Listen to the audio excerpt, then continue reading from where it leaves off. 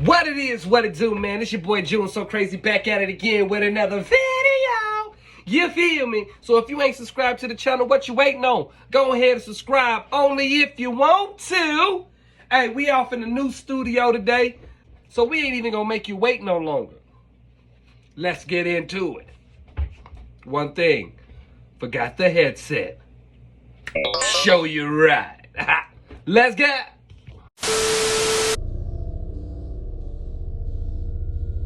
This first discovery happened to multiple students of Ohio State University back in September of 2013. The group of students only recently started leasing an off-campus house close to the school, and it was in this house where they would make a disturbing find in the basement. Only a month after moving in, the students would start to notice small yet strange occurrences in the house. Things like cupboards, their oven, and even their microwave being left open. The house was 3 stories, with 5 students on the first floor and 10 others on the second and third. So obviously it was difficult to keep track of everyone. But when they realized none of them were responsible, they decided to search the house, more specifically the basement. What they found was a locked door, which they had originally assumed was a utility closet that the landlord wanted to be kept locked. Though at no point in time was this confirmed, and after calling the landlord about it, they were informed this wasn't the case. The door should not have been locked for any reason. The landlord would end up sending a maintenance worker to check it out, and after breaking down the door, a room that was clearly being lived in was revealed. The room had framed photos and school textbooks scattered around. The students would change all the locks that night and leave a note for whoever was living in the room saying to call them. The man would actually end up calling the number and later be removed from the household. Why would he call the number? It turns out the guy was a cousin to one of the house's previous residents, which is how he got a key in the first place. One of the students even recalled running into the man in the basement at one point earlier in the... Pause. You mean to tell me that there is somebody in the basement at your crib and you run into a person you ain't never seen and you ain't think nothing of it? You stupid. He could have gutted you right there and threw you in the room with the lock. Nobody wouldn't even knew you was gone till a couple of days. Head on the swivel, people. And asking who he was. But some don't look right. With a very vague 9 answer. times out of 10, it ain't right. Ultimately, the students would blame the leasing company of the home for the incident, as they were responsible for failing to change the locks from the year before. Stupid. How you not gonna change the locks? In June of 2020, a man named Christopher Town would make a life-threatening discovery while helping his friend move furniture in his basement.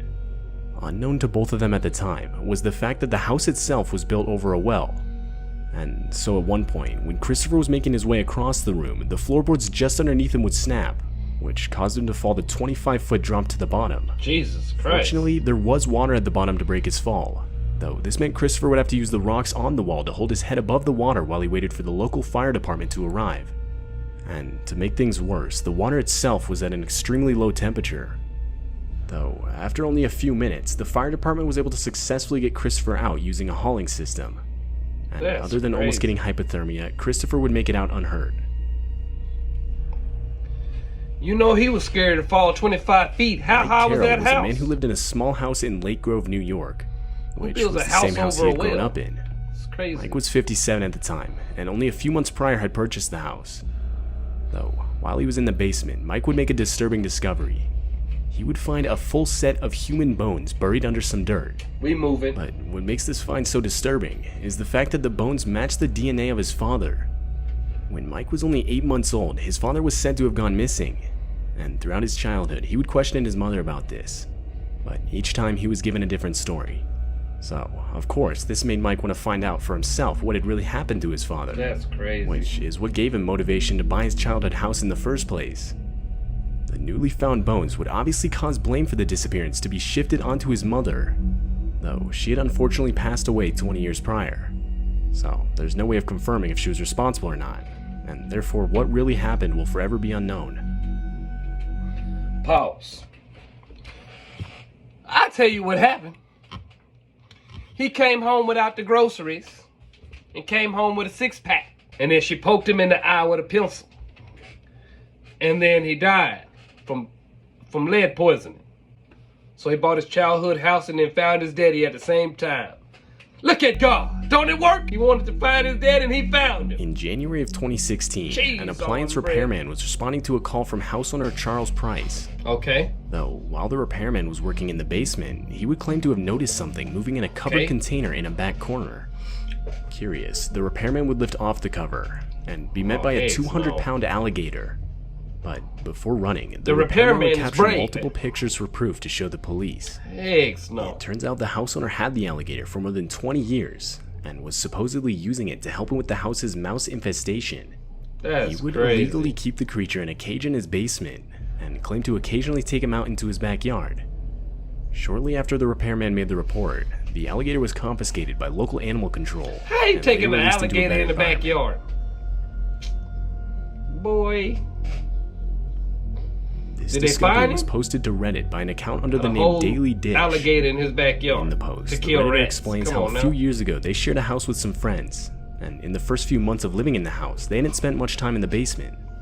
The basement was half finished, with the other half being a sort of dirt crawl space that extended under the porch of the house. We move it. They went on to explain how one night they decided to explore it more thoroughly, and after grabbing a flashlight, they discovered a black canvas duffel bag in the very back of the dirt crawl space.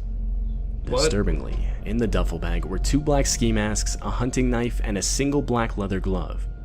The Redditor went on to explain how they decided to call the non-emergency police number and report the discovery, though the police weren't interested, and therefore the house owners decided to set fire to everything but the hunting knife. Whether that bag had any relation to any sort of criminal activity is still unknown to this day. Of course it did. That's the bag OJ used. This next discovery comes from a guy who moved into a studio apartment in England. Got him a The guy studio. claimed to move into the apartment without even viewing the place, and on arrival he would discover something pretty disturbing. Stupid. So here's Who the moves into an apartment without going to go look at it? Craziness. Pretty small, pretty nice. Rent was pretty cheap, so I moved in without even viewing the place. And then when I got here, I realized why the rent was so cheap. The guy then goes on to give a tour of the apartment, and after a while, this sort of trapdoor on the floor can be seen. Got a bathroom, pretty standard. What is then we that? look down here. What's this? That's definitely a handle. So I figured, you know, a bit of underfloor storage. So let's lift this up.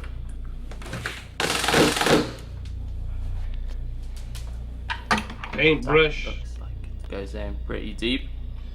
You ain't got no directly flat. under this guy's apartment no. is some sort of dungeon-looking basement. Walking in the steps. And he's walking down there. Saul could be down there, boy. Didn't you ever watch movies? You wanna go around the corner? You wanna play a game and the door shut? To the front. Then he got toothpicks in his. Some graffiti on the wall. Down here, this place is strange. That look like a prison. Like a brick seat or bed. Compared to the rest of the apartment, the area itself is pretty big, featuring many large rooms and corridors. What exactly this area was used for is unclear. For smuggling prostitutes. That's what that room was for. Way back in 2002, a homeowner in Jefferson County, Wisconsin found out that the foundation of her house was deteriorating. And so in November, she would apply for a loan to repair the foundation.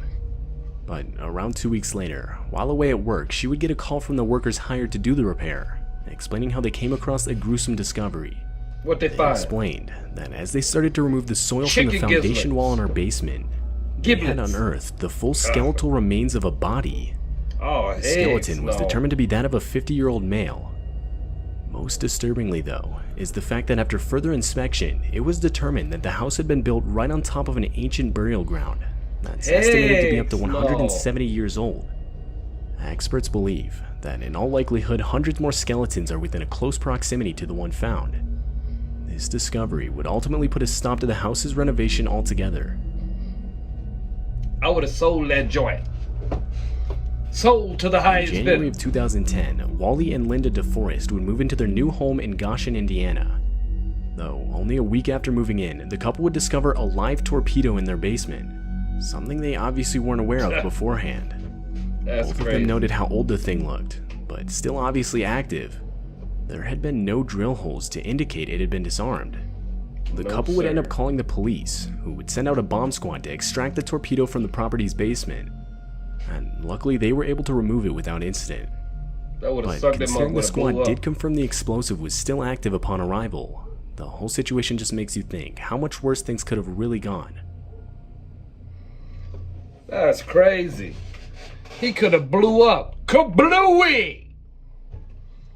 He would have had all types of wood paneling up that butt.